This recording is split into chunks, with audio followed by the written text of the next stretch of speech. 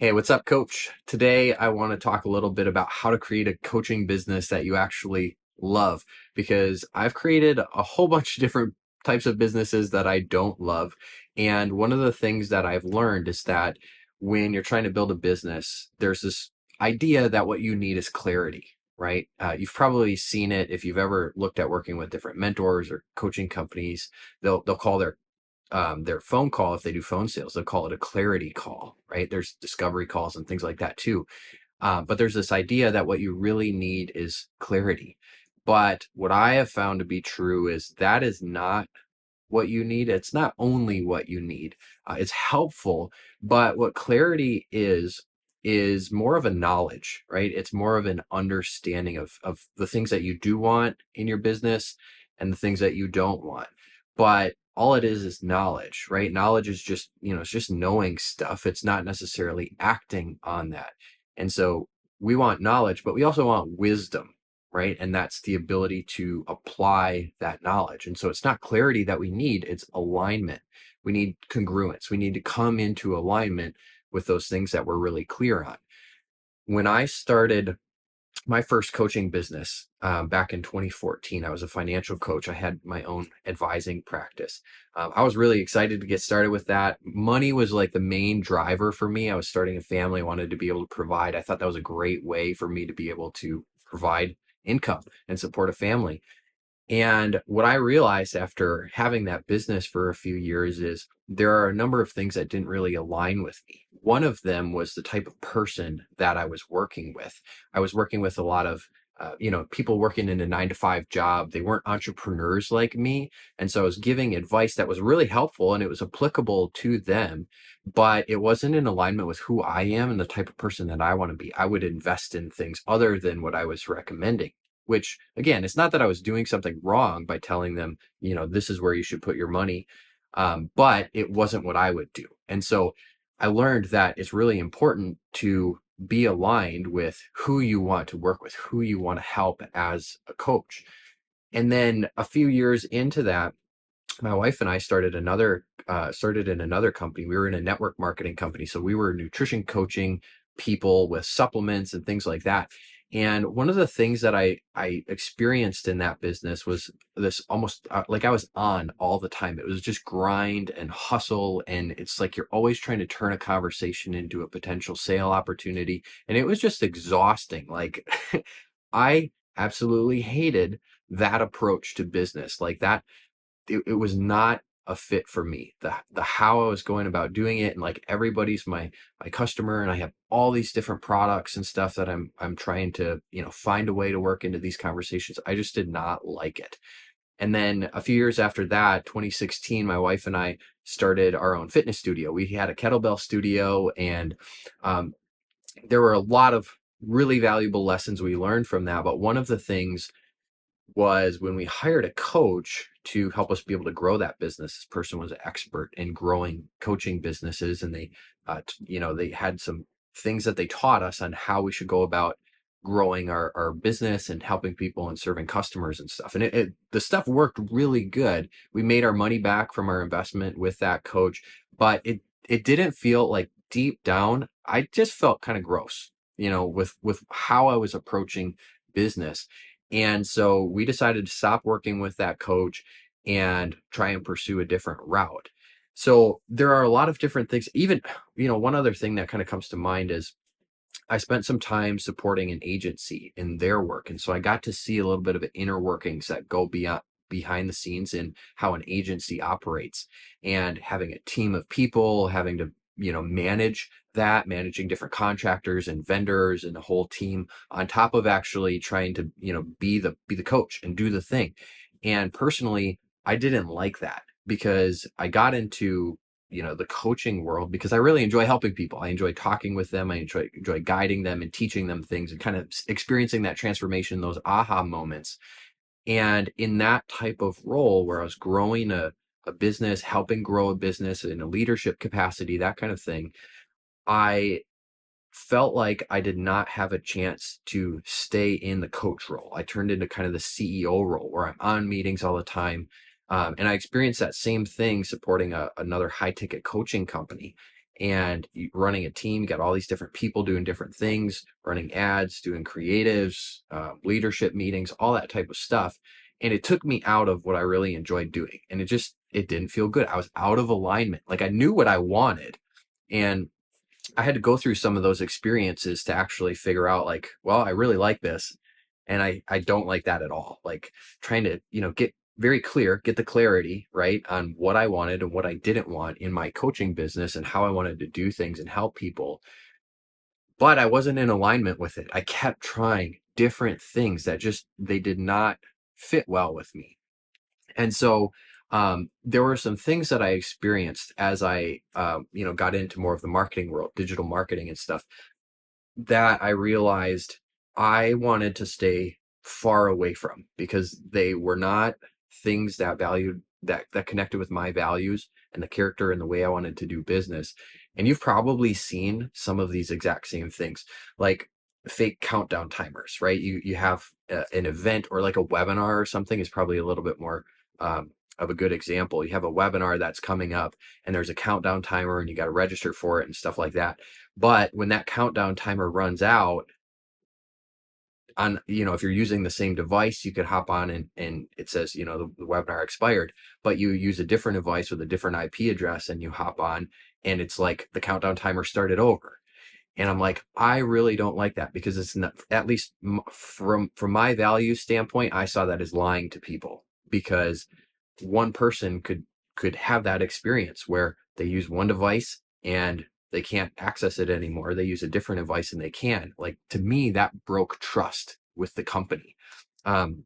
Another example is saying there's limited availability for stuff when there really isn't, right? Like maybe you're doing an event or you've got a bunch of seats and you say, there's 50 spots open, but really you could serve unlimited people. You could have 100 if you wanted. And so you're just using that as like fake scarcity. That was another thing that didn't align to me, that a lot of people and some companies, like that whole model is what they're based off of. And it works for some people, but it's just not me. I'm a Christian. I want to have integrity. I want to do things the right way, and that's not how I wanted to approach things. Other things, I just have some notes here, like fake reviews or fake follower accounts. You've probably seen that, or people going and like renting Lamborghinis or huge mansions to try and give themselves authority and make it seem like they're super successful. So you listen to them and buy their thing. That stuff it does not sit well with me. And then also another big one is, pretending to be like someone else, like you're in their community. Especially, I'll just give an example. So I'm a Christian and I have been approached by other people who claim to be Christians. I don't know that for true, for sure, that God is the judge of that, but based on things in their profile and stuff like that, I question that. I'm like, are you actually what you say you are? Are you actually who you say you are? And there's this disconnect between what they're claiming and then kind of like the fruit of their life and what I see in it. And so there's a lot of that stuff out there. And I just decided that's not how I want to do business. That's not how I want to run my coaching business. And so I was really clear, right? I had the clarity, I had the knowledge, and you've probably got that too with your business. You're really clear on the things that you want. But maybe you're not, right? Maybe there are some things you just haven't sat down and thought about, how you want to do business, who you want to do business with, how you want to help them, what that timeline and the journey and the transformation looks like for clients, that sort of thing. And then getting in alignment with that, right? Once you have the knowledge, getting the wisdom and aligning and coming into agreement with how you actually want to do things as a coach. My view on this whole thing is that the end does not justify the means. And what I mean by that is, just because you can get the result that you're looking for, maybe you're trying to grow a 6-figure business, 7-figure business, 8-figure business, whatever. Just because you can use a certain way to get that result doesn't mean that you should, right? For me, when I hired that coach with our gym, we were getting the results we were looking for. We were on track to hit a 6-figure business with our gym, but we felt icky, like we felt gross the whole time. And the more that we stayed misaligned with our values and how we wanted to do things, the further stuck we get. And once you get so deep into things, in the way of doing things that is out of alignment with who you are, the harder it is to get out. And so that's why we got out right away. We're like, we're not going to continue doing things this way. And so the end does not justify the means. You've got to find the right how that works for you. There are plenty of different business models out there, especially in the coaching world. You got one-on-one, you got group coaching, you got people making courses or selling, bundles of sessions, all sorts of different in-person events, virtual stuff, all different ways of doing business. And all of them can work. They can work really, really well, but they're probably not all going to work really well for you. They don't all work really well for me. And so it's about finding what works for you. And that's how you actually build a coaching business that you love. But practically speaking, how do you do that? My wife came up with this. I don't even know what you call it, but we were trying to teach something to some of our fitness students a while back, and we were having this conversation about motivation, right? Like, how do you get more motivated, right? You've probably had clients who talk about that. Maybe if they're slowing down, seeing lack of results in whatever area you're a coach in, whether it's fitness, relationships, finance, business, anything like that. You've probably had people ask about motivation. And my wife came up with this little acronym. She said motivation, it's the first three letters that it starts with are MOT, motivation. And what that MOT stands for is many other things. And so motivation is something that comes from the external, right? It comes from things that are outside of you. And that's why motivation works for a little while, but it doesn't sustain you in the long run. Like, you can get results from taking someone else's advice and taking their guidance, and those things are really, really valuable. They can be super helpful. But if they're out of alignment with who you are as a person and the way that you operate best and what gives you energy and gets you into flow, they're not going to work for you for the long run. And so what you want to look at in addition to motivation, right? Because that helps. It's good to get ideas from other people. Like that's kind of what spurs things and gets the ball rolling. But what you really want to do is look for inspiration, right?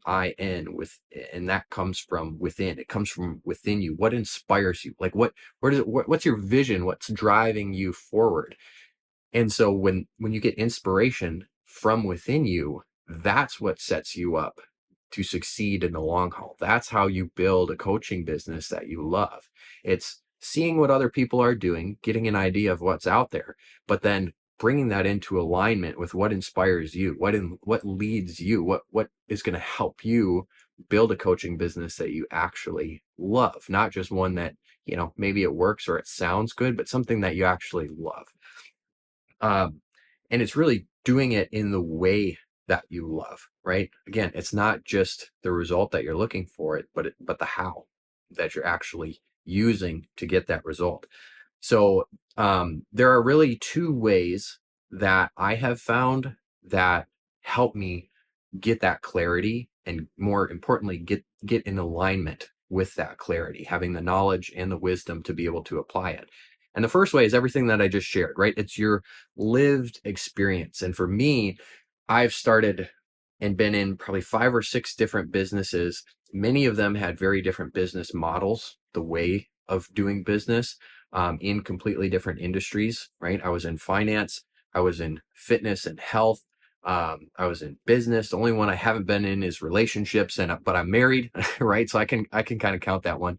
I just haven't coached other people on that yet. And so lived experience is something that you can get some of that clarity and then come into alignment with that clarity to actually build a coaching business that you love. And that's what I did. However, that way, even though it works very well, it takes more time, takes more energy, and it also takes a lot more money, right? Running and starting 4 businesses. Some of them I sold, some of them failed, some of them died. It's costly in a lot of different ways. And so the other way that I found is through mentorship, finding someone who aligns with you. They align with you, right? And you align with them. Like character wise, the person that they are really resonates with you. 2, the way that they do things, right? The how, the approach that they teach, whatever that model or that process is, that aligns really well with you. If you can find a mentor where those two things line up and they're able to coach you in a way that works with you, that offer, that mentorship model that they have is something that you really resonate with, that is a great way for you to get feedback, to work with someone, that kind of thing. Typically, mentorship and approaching things from that model can be a lot faster. It can be cheaper. It can be less energy, like less trial and error that you have to go through. And it can be just as effective as going through this, experience model where you have to experience everything for yourself. You got to, learn some lessons the hard way, that kind of thing. And so really those are the two things that you can draw from: experience and mentorship, to be able to build a coaching business that you love. Get clarity on what's out there, figure out what you love, what you don't love, and then get in alignment with that so that you're coming from a place of flow, of energy, of something that really resonates with you. And you love the way you love not only what you're doing, but how you're doing it. So if that's something that you would like to get a little bit deeper into and practical application of some of this stuff, I left a link below in the description for something that I call the 7Ws Builder. And this is a framework that I use. I use it with all my clients. I use it all the time in my business, both on like a macro level, like what am I doing with my business? What direction am I taking? I kind of think of it as like a compass, but also on a micro level, like if I'm doing an event, to kind of outline some of the details and stuff. This 7Ws Builder will really help you not only get that clarity on what you love and what you don't love, but help you get into alignment with that. And if there are things that you really enjoy about how you're doing business right now, help you do more of that. If there are things that you don't really like, help you get thinking about what if there's another way? What if there's a better way that I can approach things? So if that's something that's interesting to you, feel free to click the link in the comments. If not, no pressure. But I hope this video was helpful for you in really getting a sense of how to go about building a coaching business that you really, truly love. This is the way.